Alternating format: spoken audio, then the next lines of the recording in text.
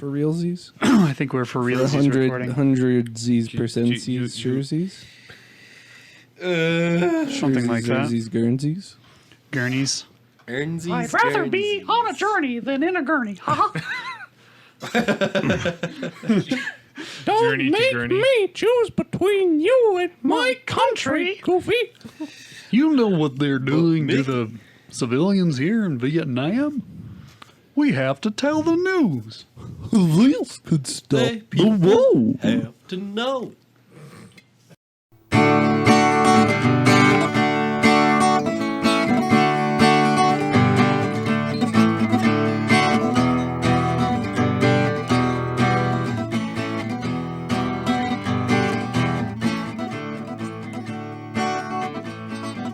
I think he did 2 versions of that video. There's one with like the actual voices, and then the other was like, Totally silent. yeah, Totally silent. with like I think it's this channel's Ethereal Snake.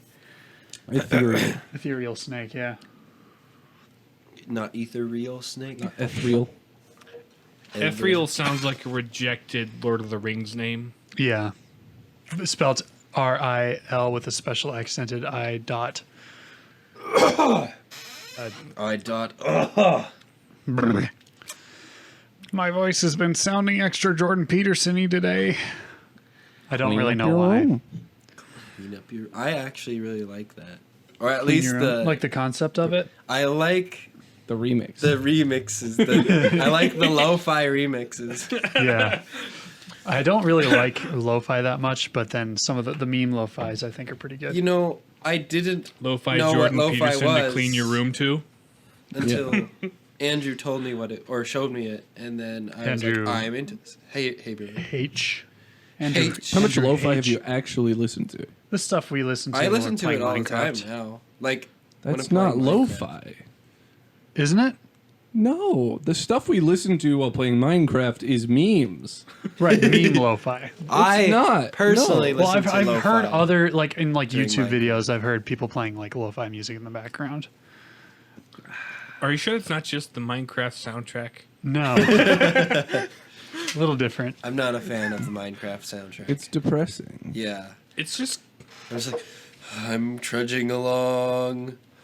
There's and then like nothing somebody here. puts their elbow on the piano. There was a video. On the very left end of the piano. There was a video where somebody was like playing that like main Minecraft theme, and was just kind of leaning up against, like, kind of depressed, and then like these different images of stuff from the early 2000s kept popping up, like those animal shaped paper plates. I remember those commercials. Zoo Pals, yeah. Oh my gosh. And like fruit snack, like the smiley face fruit snacks from Walmart, and Oh, those paper Oh, plates. Yeah. Walmart abandoned the rollback man, didn't they? yeah. I He's remember no the longer a rollback. thing. I remember when they were doing like Zorro, they were doing like Zorro crossovers, like commercials, because I remember there was like the rollback man with like the Zorro mask and hat and outfit and stuff in a store, and he was slashing prices. Because like what, 2005, there was like a Zorro. Was the Mask of reboot. Zorro, I Mask think? of Zorro. Yeah. It's pretty fun. I think it was for that. I still remember the Kmart blue light bulb man. When you said Zorro mask, at first I was thinking Majora's mask. I'm like, What? no. That is very They would different. not do that.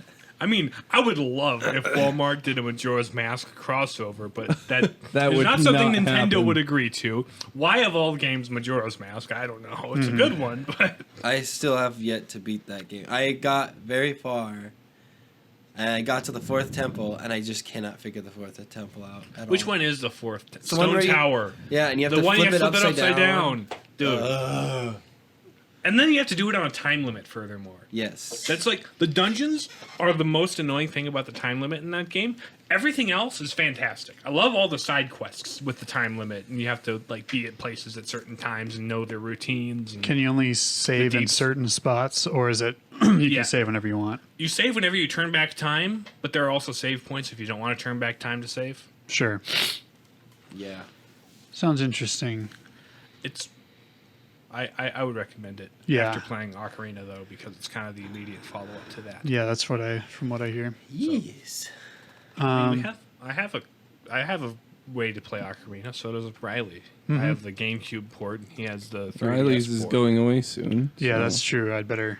if you want to use want the new way, you could, but you'd have to do it soon. Otherwise, I feel like I should almost try it old school just so I don't. I mean, that would be the optimal way to play it on the actual. So I don't- on an actual N64, So but I don't- neither of us have that. Oh, right. Yeah. Well, I have the N64. I have it on Wii. What I don't have is the Majora's Mask. Or Ocarina of Time. Those are probably quite spendy. The virtual console. Like Macarena, but it's Ocarina. Ocarina. Hey, Ocarina. Ocarina. Oh, I gotta tell Emma not to put that on her wedding soundtrack too. Why? I'd have to remember. I'd have to look it up. Because again, then but James and I are just going to sit in our chairs and do it. That's it's one of why. those degenerate anthems. Well, yeah. Kind of is. like the Electric Slide and the Cupid YMCA. Shuffle. I think the Macarena's problem is it's derived from this form of dance that's pretty sensual, Latino style. Like Is it? that's what I heard once. I haven't really verified this. Then why are you spreading that information on a podcast if you haven't? Well, you Of course, know, I get we're it. going to scandalize our whole 2 audience. Half Our of whole our, one audience. half of our audience is in the recording session with us. John is still here to be scandalized, though. Yeah, I can't leave. I know, like, Despacito is awful, and everybody knows it's awful, and yet that's still played at dances. I for some mean, reason. you look at the translation of the lyrics; it's not that bad if you compare it to some other stuff. yeah, I mean, if you look at the lyrics of a lot of '80s music, it's like, ooh, especially that played on like actual radio. AC/DC. Oh yeah. There's a lot of their stuff, like Then there's like all night. Or was it Shook Me All Night Long? That one, I'm like, why did we ever play that at Newman Dances? It's and '80s music is full of double and triple entendres, and it's and some not so subtle innuendo.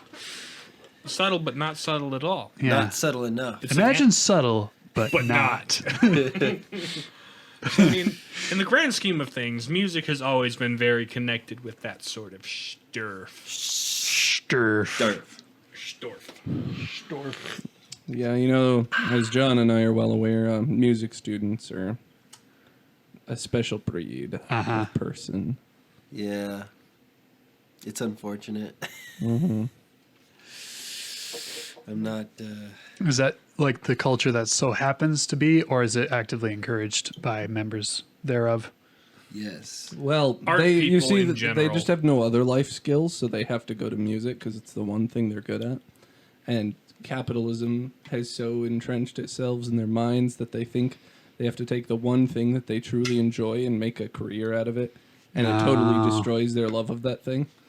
Is that Yes. capitalism or postmodern capitalism? Both. It's primarily the sort of radical venture capitalism that we live in nowadays, but Yeah. in which, you know, the only purpose of your life is to have a economic product. Yeah. You Although are the there is sum something of your monetary contribution to society. as opposed to a trade born out of something you love doing and provides genuine Right. benefit. Wait till we get a Patreon and people point to this episode and say, "You sell out. You sellouts. You have become the thing you have sworn to destroy." Yeah. And this is how their podcast dies. Well, we don't need a Patreon because we don't have expenses. yeah. Most people have hosting fees. Yeah. I paid for that with my own blood. Yeah. Riley did the labor. And Internet Archive is doing the rest. Yep. Thanks, Internet Archive. Thanks, Internet Archive. You've made it so that we have free podcasting.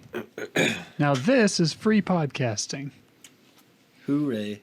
Hooray, hoorah. Well, with games, I've decided to hop back into The Witcher 3 after a break playing through the main quest line, and I played through the DLC or expansion pack, as they call it, the Hearts of Stone, which was kind of entertaining.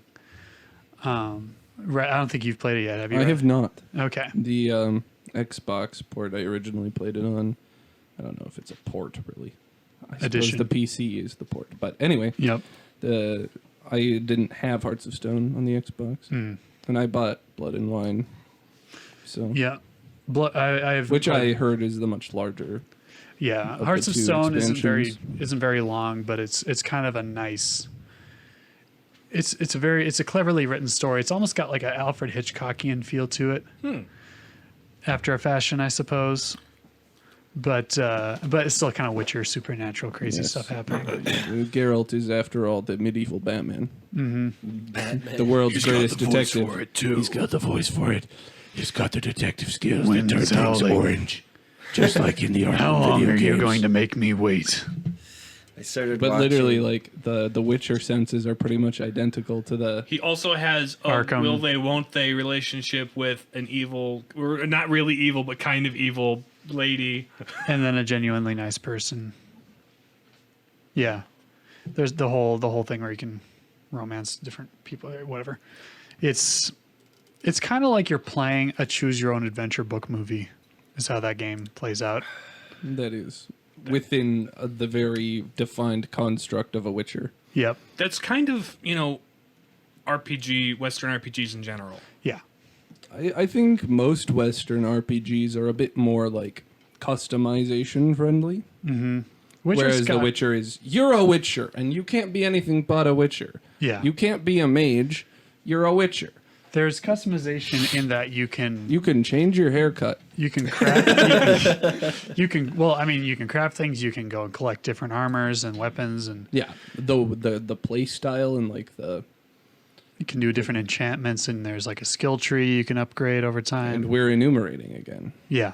But I mean, like, those are the parameters that you can change. But that's not what we're talking about This today. is We already an did episode about The on that. Witcher. We did an episode on The We did Witcher one. 3. You can go back and watch it. You can go listen back to and it. listen. Yes. I mean, you can watch it too. Watch You the can little, stare at the icon on the screen. watch the as- little bar move to the right. Or the left for some reason if you're SoundCloud. Yeah. Except we're not on SoundCloud anymore. We so haven't it's been on irrelevant. SoundCloud since like episode 4. Yeah, I was talking to James's younger brother, Aaron, at a vocations camp this week, telling him, why haven't you been listening to our podcast?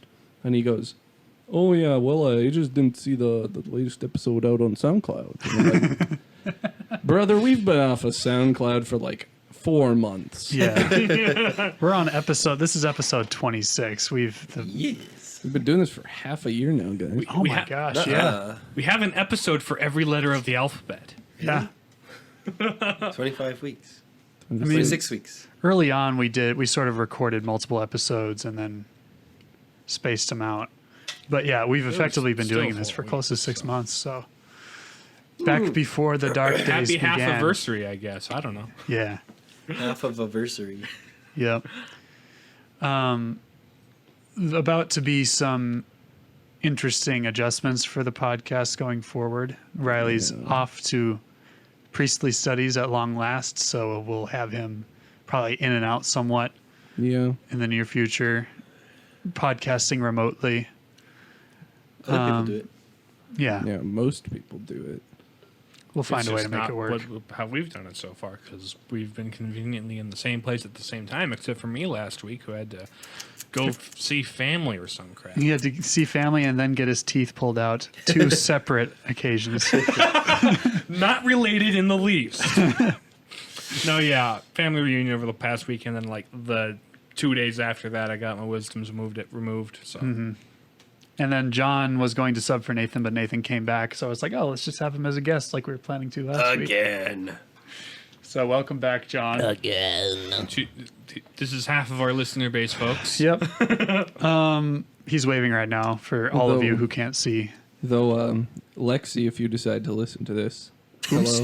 One of my friends from high school. Oh, hello. I was talking to her at one of my, we got a couple of us from high school got together this past week. Neat. And Do you know if that guy you were so, playing online with is actually listening to us now? well, Sab, if you're here, hello, Welcome. Sab. Thanks for listening. Shout out to you two.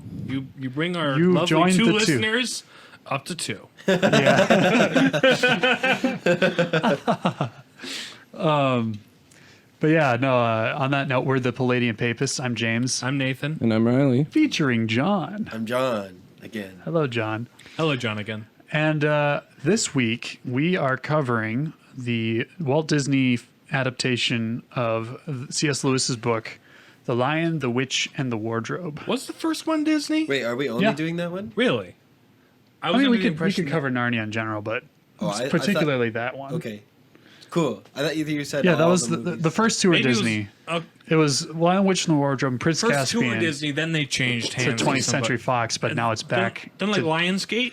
Yeah, I thought Lionsgate was involved with one of them. I think it might have been like Voyage. No, there's a line Voyage in was it. 20th Century Fox. It might have I been. know, might have been- I know that might be something that you conflate, but I totally remember Lionsgate being involved with one or the other of them. Or was that a new? And I'm pretty sure it wasn't Lion, the Witch, and the Wardrobe. No, Yeah. no. Yeah, Walden Media was the main production company. Right, for- that's one of the sub things of Walt Disney with like Touchstone and whatever else. Yep, exactly. But at any rate, Neat. yes, it's based on the seven. It's the second out of 7 books by C.S. Lewis, who is a pretty well-known author. Christian author, has written a number of. Lion, Witch, and the Wardrobe was the second one? It was Yeah, the the first first- book that was the written. first one. The first- written? the first one The he second wrote. one chronologically. Yeah, the first So one let's chronologically be specific here. is The Magician's Nephew. And Which is the story Prequel. of Genesis, more or less. Yeah, basically Genesis. Basically. Yeah, Diggory. Diggory. Diggory. That's the name of the professor in the second one. Diggory. I like Sounds that. like Harry Potter. Yeah, kind of. it's like Cedric Diggory. There it is. Robert Pattinson. We I came back to that, like, watched Harry Potter 4 for the first time in 10 years. I'm like, wait, Robert Pattinson was Cedric Diggory? What? as a young boy. How did I not remember that? I guess he wasn't relevant in my mind before Twilight. Guess not. Which Anyway.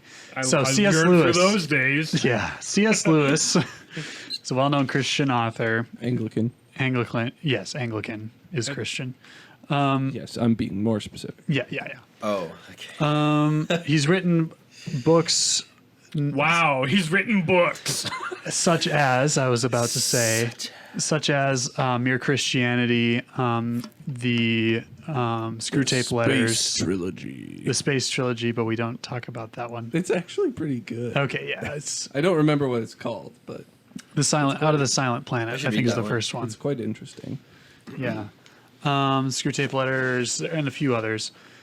He was part of the gang at Oxford, among whom was J.R.R. Tolkien. So the two knew each other.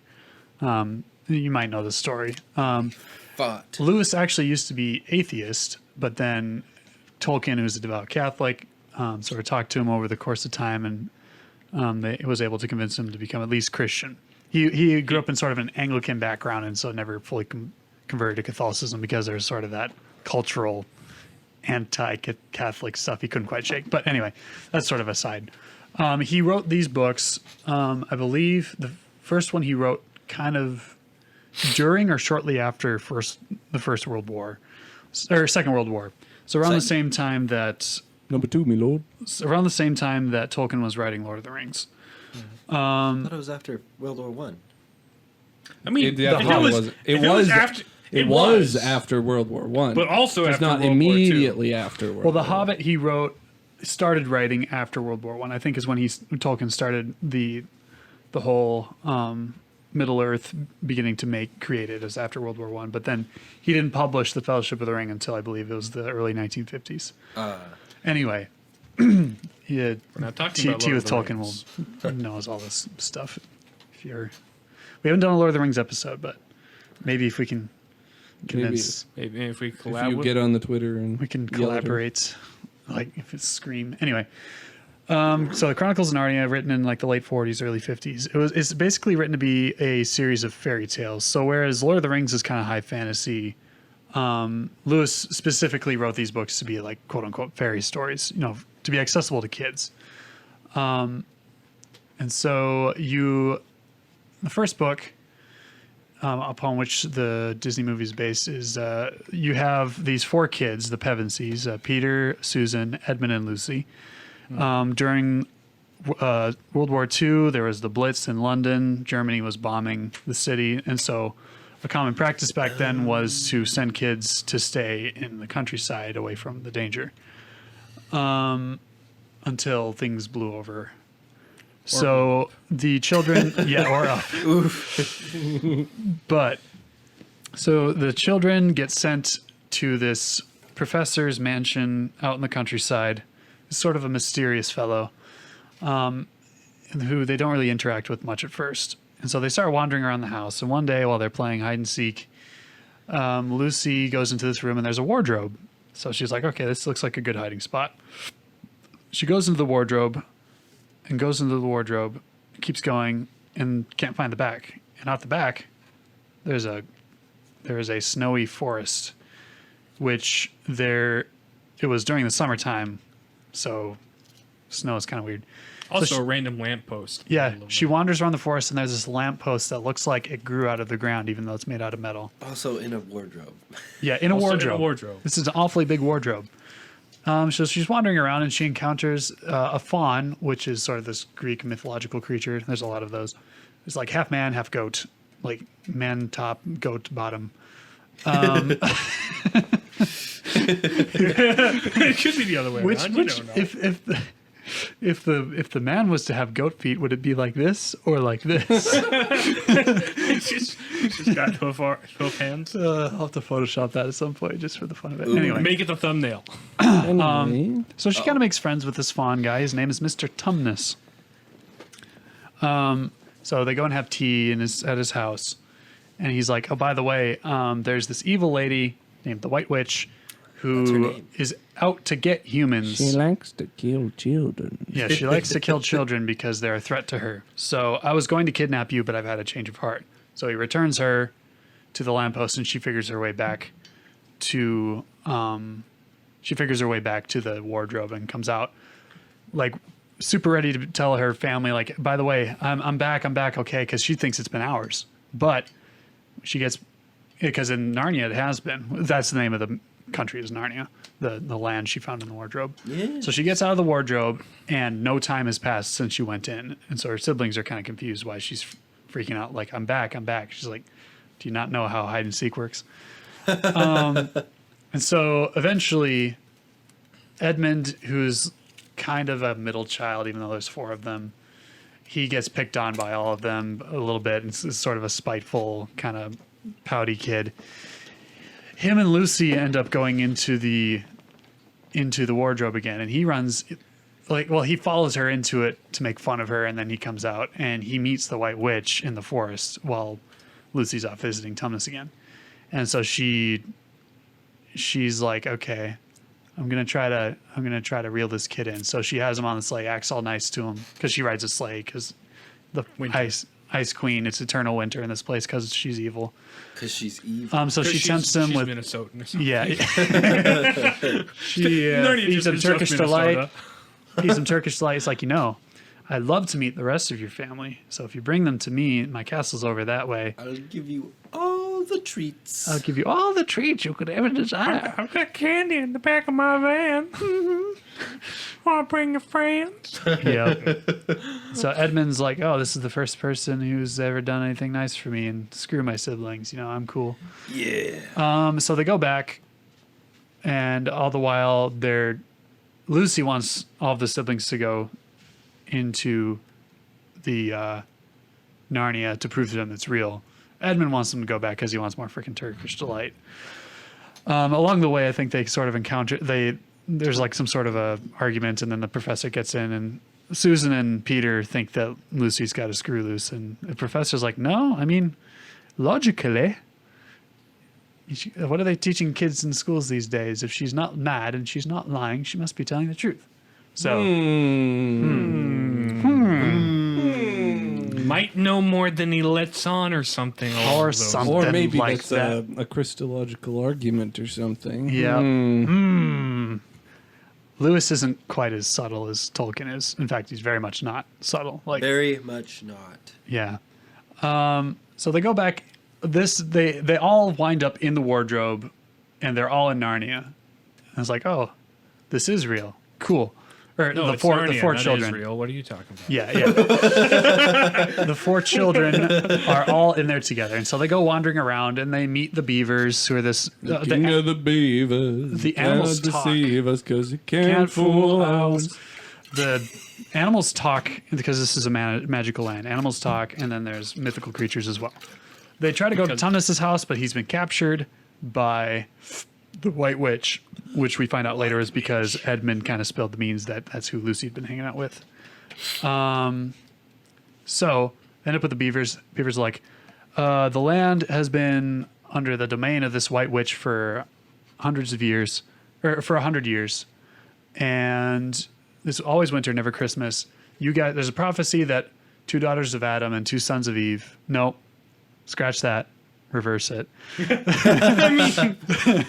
2 sons of Adam and 2 daughters of Eve were destined to overthrow the White Witch and take the 4 thrones in the great castle of Cair Paravel.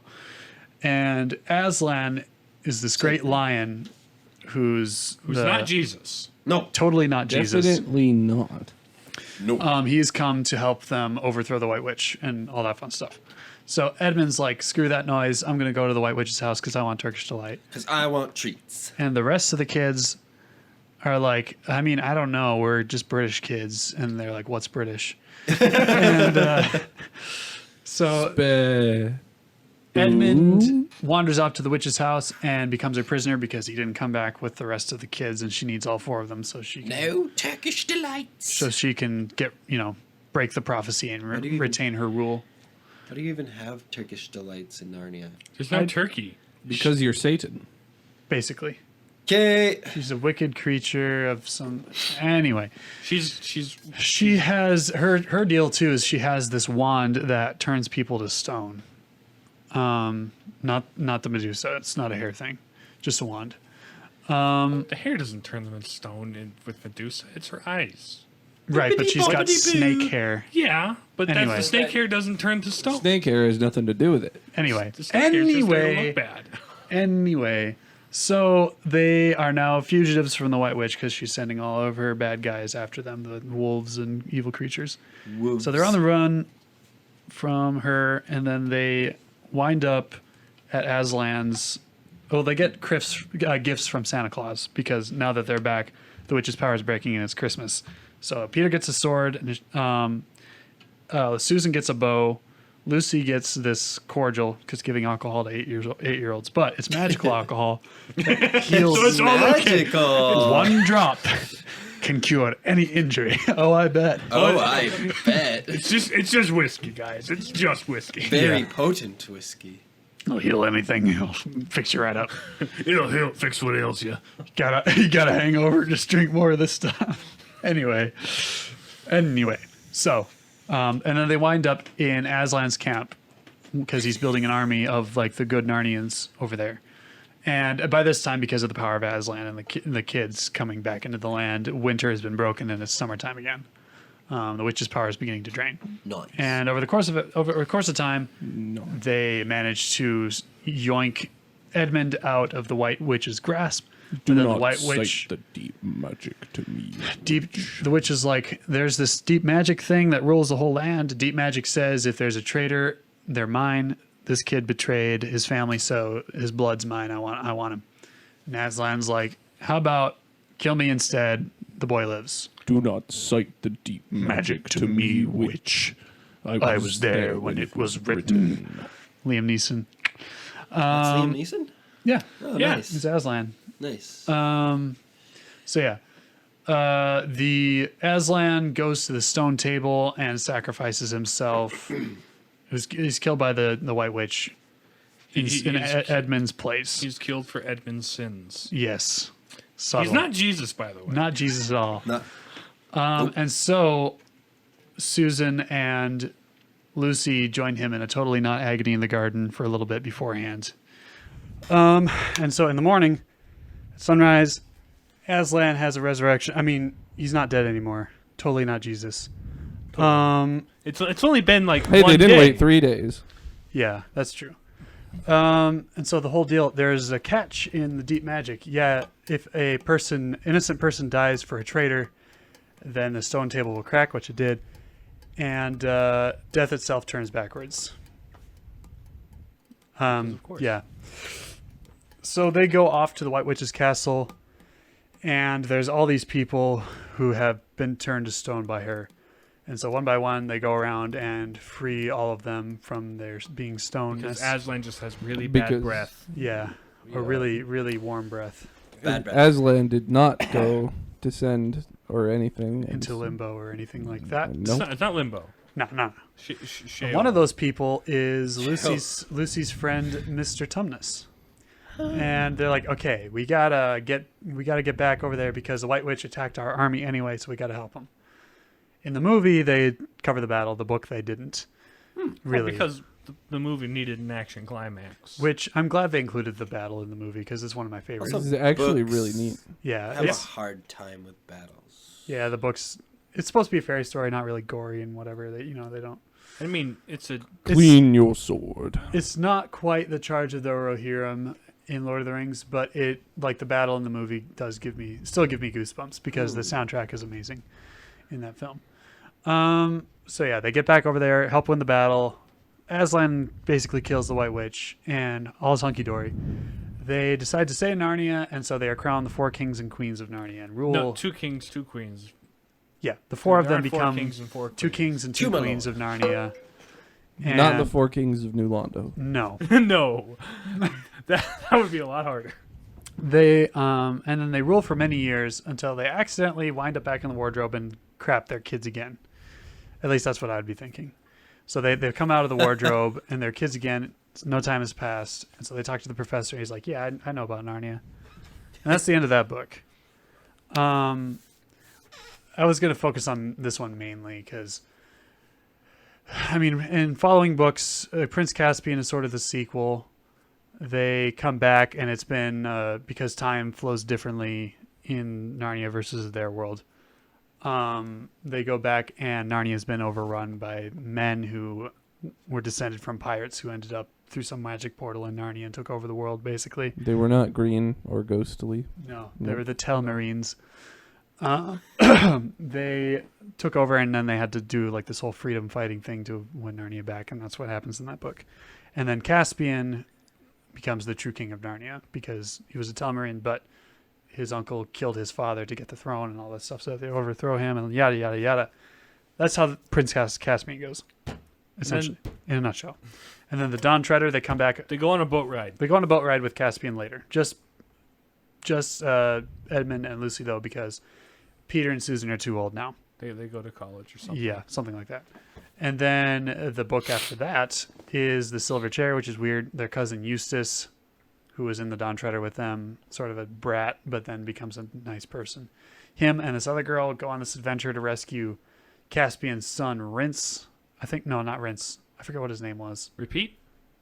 Huh? Yeah, his brother Repeat? Rinse and Repeat? They go on a quest to capture, to free, with Puddleglum, the Marsh Wiggle. What? Yeah, that is a character. He is a tall, lanky, really like Alan Rickman, depressed person with webbed feet, and he lives in a marsh, and he's called a Marsh Puddleglum, Wiggle. the what? The Marsh Wiggle. The Marsh Wiggle. Yes. Did he willow and glurry me too? Did he flurry, glurty, and willow me? I don't know. You'll have And to read The say Silver Voon Chair. finally? Voon. The Silver Chair. You'll have to read it. It's a weird book. The Silver Chair is one of the weirder ones. And then they go to free Prince Caspian's son, and the 7th book, everybody dies. The Apocalypse. Revelation. It's Revelation. Revelation. Yeah. Totally not Revelation. And the book we haven't Revelation. talked about is The Horse and His Boy, which sort of takes place And in between Quill. in between Quill. Yeah, it takes place while the Pevensies are still reigning in Narnia. In a kingdom to the south, there's this whole deal where this kid and a horse that can talk are trying to escape back to Narnia, and they come into contact with this princess who's trying to escape her horrible life, and this whole thing happens. But yeah, Then there's the prequel, The Magician's Nephew, where we learn about the origins of the old professor guy in the mansion. he was present through some crazy shenanigans. His uncle, there's these magic rings that transport them into this sort of in-between world where they can jump. And through and shenanigans, Genesis. they free the White Witch from this dying world by accident, and she goes into Narnia at its creation, and all sorts of shenanigans happen, and Aslan's creating Narnia, and they're there for it. Shenanery. All that stuff. So that's kind of the overview of the series. we get to the films. The Lion, the Witch, and the Wardrobe movie is pretty dang close to the book. Basically beat for beat, almost identical, except for, it covers the battle and a couple of things here and there, but very good adaptation. Yes. And then Prince Caspian was the sequel, which is also pretty, at first I was like, oh, what the heck is this? Like, there are some liberties they took, but when I watched it again later, it was better than I remembered it, and it was actually fairly close to the book. It took, some liberties, like I said, but it's pretty good. There's sometimes you have to in the transition from book to film. Yeah. For things to Well, make and then there's little sense. things they added, like the romance between Caspian and Susan, which totally was Yeah. kind of I unnecessary. forgot about that. And then the infighting kind of halfway through it, which was also kind of unnecessary. But Unnecessary. yeah. Reepicheep was fun though. Reepicheep the mouse is great. Was it Reepicheep in the book? Yeah, in Prince Yeah. Caspian, yeah. Reepicheep. So the mice originally didn't talk like the rest of the animals, but because the White Witch tied him up before sacrificing him in the night after he was dead or whatever, they like chewed the bounds loose on his body, and so he rewarded them by giving them intelligence and speech. Oh, Speech. I didn't know that was the lore. Yeah, that's a Well, random fact that stuck with me. In other stories, the mice are alternate dimensional beings. No, they're just the most intelligent creatures on Earth. Um, Or they just own all the companies, huh? or rats, but they can be an Avenger. The rats. So weird. Anyway, Weird. Reepicheep. Another character that's great is the Badger.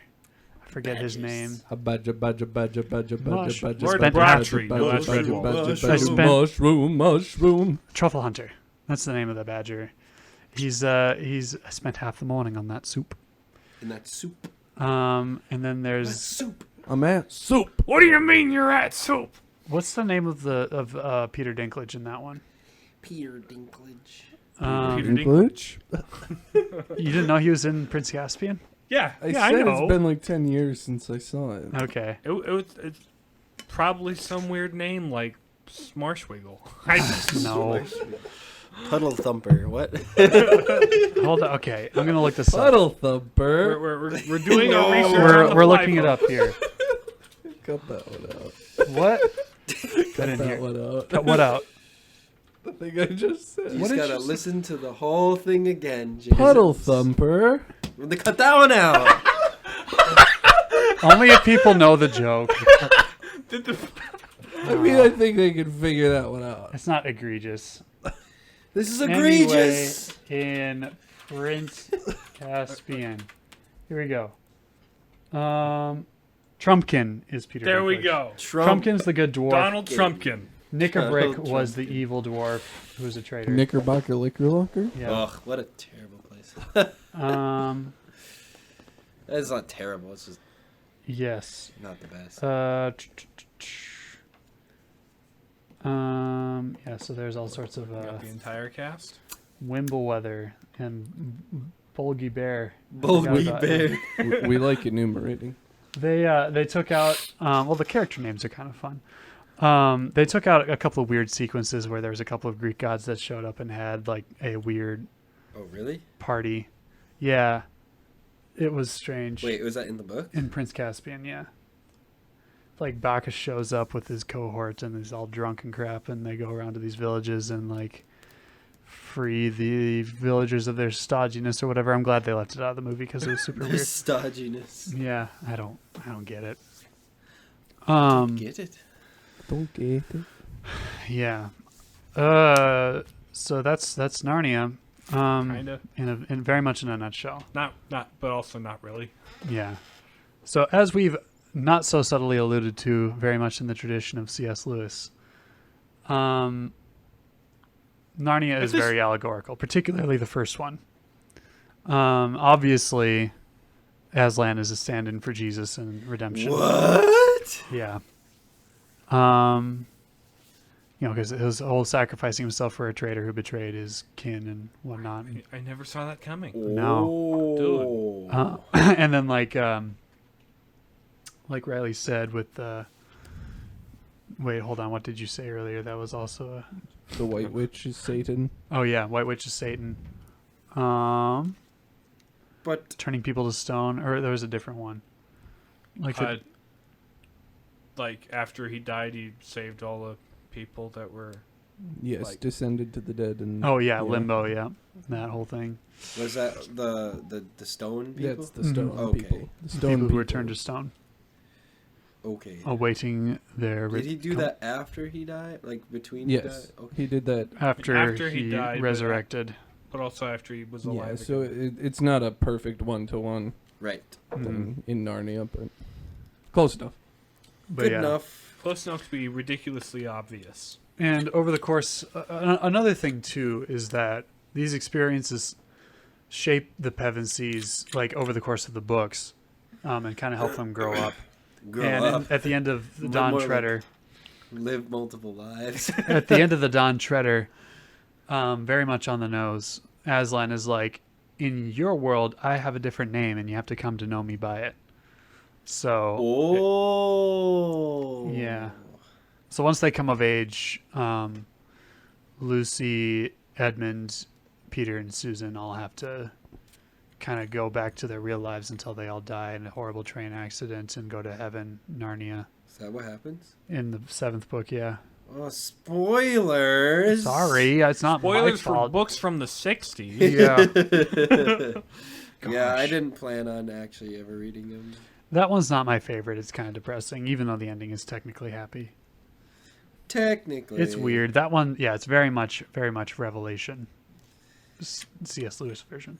But, I guess for the How many sevens? huh? There's lots of sevens. Aren't there 7 books? There are 7 books. Are there 7 sevens? There are 7 books. 77 times? The 7 Swords was something they made up for the Dawn Treader movie. Are there 12 times 12 times 1,000? What? What? Didn't you know that Revelation is all about numbers?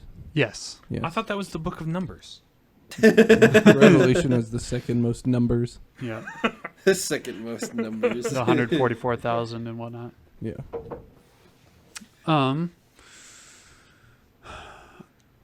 Oh, and then there's the imagery they borrow as well, that Lewis borrows as well from, like, you know, in Christianity we have Lent, whereas like we're going from sin to freedom in Christ, you know, with the passion and resurrection. So the land goes from eternal winter and never Christmas to now there's Christmas and springtime, when Aslan returns. So that's another cool thing. I guess talking about the movie, like the first movie, which I rewatched the other night, was the main impetus for this, for me suggesting this for this episode.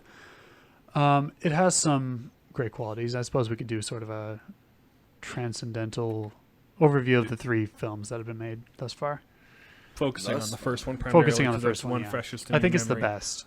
The other 2 are fine, but the first one is certainly the best. So truth. I think we've outlined a lot of like the symbols It's and just the Bible. yeah. You read the Bible. Just the Bible, ma'am. Just the Bible. Protestant detectives be like, just the Bible, ma'am. Just the facts. So the truths, I guess we've basically gone over a lot of them. And I'm sure there's been plenty of books written on, like, you know, the symbolism of C.S. Lewis and all that stuff that I haven't bothered to read yet. But I guess we go to goodness. They do good. There's Edmund's whole redemption arc Mm-hmm. is a big feature. I mean, he's like redeemed by He's the one Aslan. kind of like non-static character among the Pevensies. He has an arc. Yeah, Peter has sort of an arc where like he's coming He to comes fully. into a leadership role more Yeah. fully. I mean, he's the the oldest sibling, so right. he kind of had that, but it was kind of a flawed "I'm bigger than you, do what I say" instead of Yeah, and it grows I- into true leadership where he becomes known as Peter the Magnificent in his The Magnificent. years as king. totally not Peter. No, Not the biblical Peter. Nope. no, he doesn't have a sword that he uses or anything. That would be Paul. Well, That's no, the but sword. Peter had a sword he cut off somebody's ear with. Oh, Of course, Peter does a little more than cut off ears with that thing. I mean, he cuts off the whole head, and by extension, that includes Kills at a least wolf. one ear. Kills a wolf to save his sister. Yes. So there's wolves among you. Wolves among ye. Yeah, or I'm sending you like sheep among wolves or whatever. Of all the Pevensies, Susan- Lucy is the most static. Lucy is also sort of our there's like a literary term for like somebody who's like you accompanied them through the story and they sort of introduce you to it, like you see it through their eyes. What's that called? From their perspective, I think it would be somewhat. First person. No. Oh. No, not that. That's perspective. I don't know. But there is a literary term for it that's escaping me, where they're sort of like the everyman character that you experience the story through their experience. I forget what that's called. But anyway, that's sort of Lucy's whole deal. She's sort of innocent and Sort of. well, no, she's innocent and loves Aslan the most out of all of them. And she makes friends with Mr. Tumnus. She's a child, and those do well with Jesus. Apparently. Yeah, the childlike. He calls her dear one. Yes. Also sort of like the disciple who Jesus loved kind of a thing going on there a little bit. And then Susan is very much sort of she's very supportive, I suppose, as a sister of like Peter, who's the oldest, and then she's sort of I mean, they all kind of don't hit off very well with Edmund at first, but then he becomes redeemed and a better person, and actually nearly gives up his life to save Peter from the White Witch, destroys the White Witch's wand, and so it atones for the evil he helped her do at first. Yeah. Susan is... She doesn't really get that much exploration in any of the books. Which is probably why they had to add an extra thing in Prince Caspian. Yeah. Because it's like, we need her to do something. Well, her whole deal is she has a bow that doesn't miss very easily, right? So that comes in handy a lot. It cheats. It has the She has auto aim. But her Aimbot. character is very Aimbot, much to yeah. support the other siblings. Like she's the second oldest, right? She supports Peter, but then she also is kind of there for Lucy and Edmund. She mediates for the Lou, Ed, Sue, Yeah, Pete. P. Pete. Pe. Pe.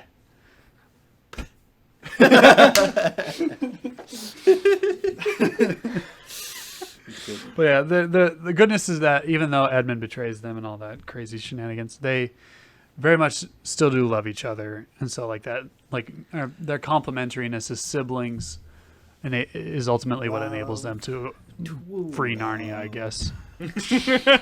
We'll stay with you forever. I guess what other elements of goodness are there? There's also like the creatures. Santa Claus. Yeah. The creatures in Narnia are all very much dedicated to freedom and loyalty to Aslan and to the children, even when the children Except don't for really the know what wolves. their destiny is yet. Well, I mean, the good creatures. They're Because wolves are intrinsically evil. apparently Minotaurs and dwarves are all like in the White Witch army. they're done for.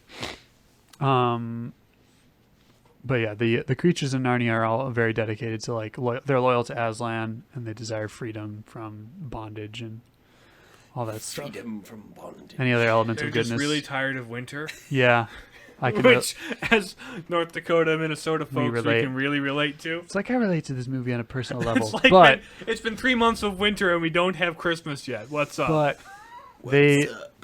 But as I was, as me and some friends were noticing when we were rewatching Lion the Witch of Wardrobe the other night, they weren't nearly freaking out as much for landing and sitting in snow for several minutes as you should be, because it's cold and wet and gets everywhere. It's magical snow. Imagine, Like snow. imagine cold, But then wet again, sand. it's magical evil snow, so it should be even worse. Yeah.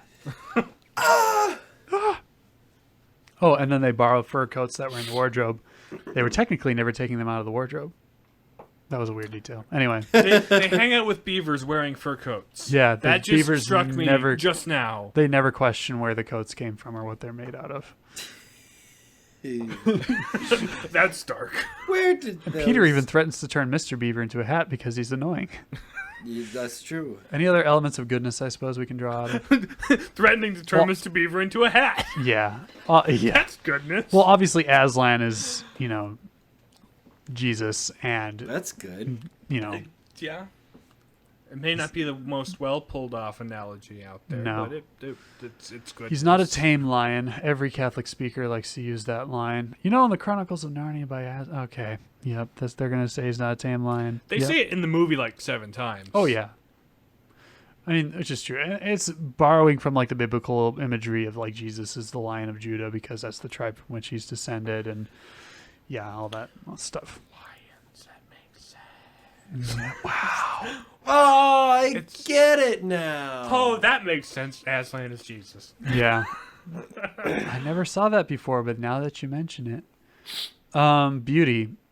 I guess with the movie, I mean, the books are pretty well written. They're good for kids reading. It's and been a while since I've read them. Yeah, And I've only read like 2. It's not as interesting as an adult to read now, but when I was a kid, I reread all of the books. They were pretty good. Even though when I was a kid, I was like, yeah, I see what he's saying here. It's not subtle. But maybe it was. I think it was written for the kids that maybe wouldn't have picked up on that as easily.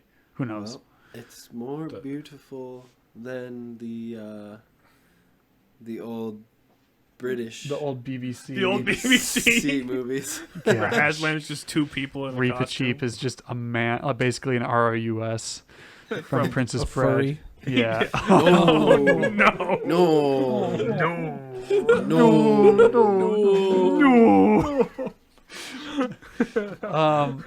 no. The creative team for the Lion, the Witch, and Wardrobe film is What a Workshop, who are the same folks who did Lord of the Rings. Like the physical props for Lord Yeah. of the Rings. Yeah. Yeah, the props and sets and whatnot. Oh, really?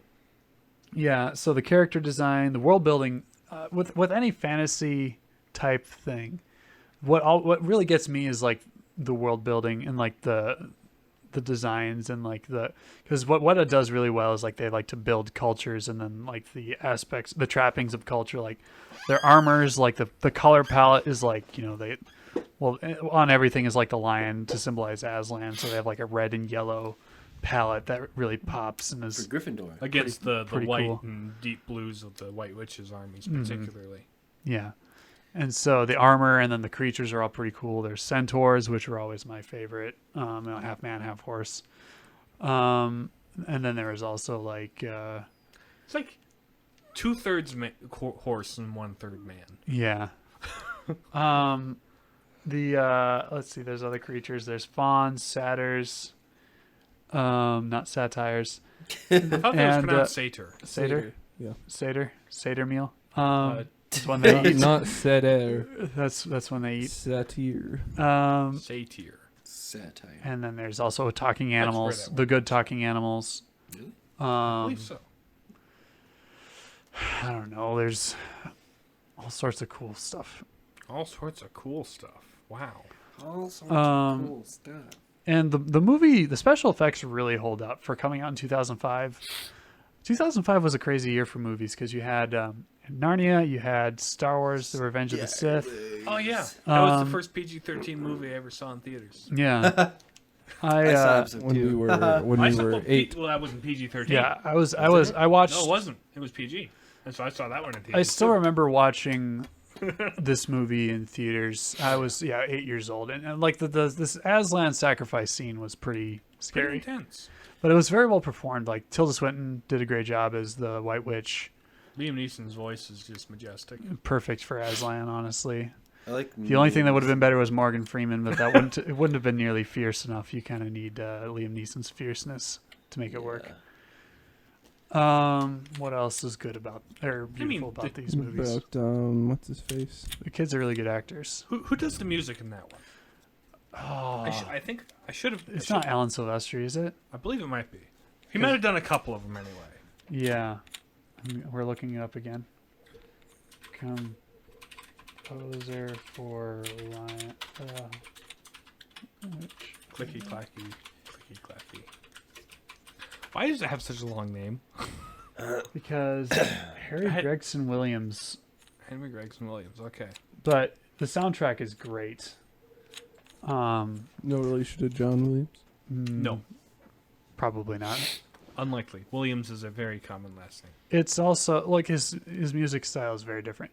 He kind of uses well, it's orchestral, but then also like a little like uses like choral, like soaring, female voice to like kind of create an air of mystery and stuff, and sort of like this muted drum beat type stuff. I don't know. It's great. It's really atmospheric, and then the battle, the main theme for Narnia is pretty cool too. It's kind of near iconic as like Lord of the Rings, if not as well known. It does the job well. Yeah, so the music is great. Character design, world design, and all that crazy stuff. Special effects are... Aslan is super well done. Like there's bits that VFX people would geek out about how they're like actually like touching his fur and stuff. They kind of did some mixture where there was like a CGI, and then there's also like a dummy that they actually physically interact with and whatnot. But blending of the physical and the practical and special effects is always a really effective way to ground it was kind of before its time in terms of how good it was. Like I could totally see that movie coming out today. Good stuff. In fact, it probably wouldn't even be as good given how movies are made today. How heavily they would lean on CG. Yep. So it would just look like The Lion King. Yeah. The Lion King HD But like remake. Basically. Unity. What do parts of this tell us about the whole? You guys can say something. I've been talking this whole time. Yeah. Our hallowed guest, John, what do you say? Hallowed. Hello. Now you've been hallowed. I've been hallowed. Unity, you said? Mm-hmm. I mean, I think this would be easy. Well, we sort of, in the books, we see like the beginning, middle, and end of Narnia, like its whole cycle, its creation, its height, when the Peven Seas are ruling over it during the Golden Age, and then the end of it in the 7th book. So I guess it's sort of it's kind of a mirror to Salvation history in a lot of ways. Really? I would never have guessed that a See, book well, about Lewis, lion you Jesus. say that, but when you really think about it, that is the uniting principle of the work. Oh, yeah. Right. Well, in the very concept of transcendental unity, everything, all of history plays is heading in a direction. Yes. And that is fulfillment in... That I've been sitting here thinking about it since you raised the question. Like, there's nothing else that this thing is centered on except the narrative of the passion. Like, that's it. That's all. That's what it is. Full all stop. focused Let's go around. home, folks. It's a fairy tale about Jesus. Yeah. That's kind of what this is. Via 4 children who Or a vehicle for the narrative to play out. Yep. Yep. There's probably some symbolism to like their weapons that they're given by Santa. I'm sure. By Santa. And then there's Lucy's whole bit where she goes around and heals people with the magic potion she gets. The magic alcohol. Yeah, the cordial makes you feel very cordial. But yeah, Makes you feel very cordial. good stuff. Yeah, that's that. Any final words, gentlemen? I always think about like how what it would be like to live a full life. And then go back. And then go back to being 12. Kid. Yeah. See, I think it would suck going through puberty again. I know what this is You like. have a better handle on it the second time, like- I feel like. Especially But like they're also around primarily like animals. Peter and Like, Susan. They don't are- actually experience having to deal with other humans in the middle of that. Yeah, that's true. Never mind parents. Yeah. Well, True. Susan and Peter are a little older. Like they're basically kind of teenagers during this time or near there. But then, especially Lucy and Edmund, it would suck. I don't know. I've thought so about. much older than I'm younger than that. Goes now. back through the wardrobe. I was tall and everything. I had a beard. I had a nice, glorious beard, and I was over the weird stuff. I wonder what it would be like just mentally, because I mean you have all brain that shrinks. knowledge, but then you have a 12-year-old with fully adult developed. experience. You have adult experience in a not fully developed brain. Imagine talking to friends and being like, "Yeah, when I did this before," like, "Wait, what?" Now, what would be slightly weirder is if you were Link from Ocarina of Time and you were asleep for 7 years and you're 17 and you're like, I was just 12, like, last I remember. This is all weird. Or be like Aang and be in ice for 100 years and come out as a 12-year-old. Because that is how That's how ice works. he pulls a Captain America. Before Captain America was on the big screen, at least. Yeah. In that way. So Captain Captain- America pulled the Avatar: The Last Airbender. No, that it happened in the comics in like the 70s. Right. Yeah. That's how it happened, Right. But we digress. as we often do.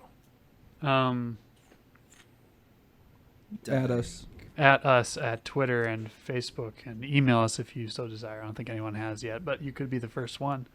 So if you want that honor, if you call it an honor. Email us at thepalladiumpapist.com at gmail.com. We don't have a palladiumpapist.com. Yeah, we do. It's It's No, not it's not Wixsite. Wixsite.com. Yeah, We yeah. don't even have our own website properly. It's those are expensive. yes. Yeah. Domains are not cheap. And we're not going to be doing merch or Patreon or anything like that in the near future. But if we got, If more of you care, if more If two we of you get more care, than two. if we get, What? I'll if we, take some merch. if our group can grow, if our two can become bigger, then we shall. Grow from 2 to 2. Yeah. A larger two. A Yeah. larger 2. E2. 2 brute. But yeah. Share with people you think would like it. That'll help us grow, definitely. So definitely share. We're on Spotify, Apple Podcasts, Google Play, which is soon to be YouTube Music. So keep an eye out for that. It's weird. I'm not sure for the 0 of you who listen on Google Play. yeah. Not SoundCloud, by the way. For those of you who do listen to us, we thank you for being here. We will see you next week. No, we won't see you, but you will be talking to you next week. I think. We'll see how things. Yeah. Probably. Yeah. You'll We'll be back. you'll hear from us one way or the other, particularly if James is active on Twitter, like he should be. I mean, I've sort of been a little bit more recently, but On Tweeter. on Twitter. Water. Things are going to be a little dicey when Riley goes to seminary, but we'll sort it out. We'll keep going. Play it by ear, cross that bridge when we get there. Oh yeah. Then burn it. Yep. Good things. Well, until next time. Bye. Later. Goodbye.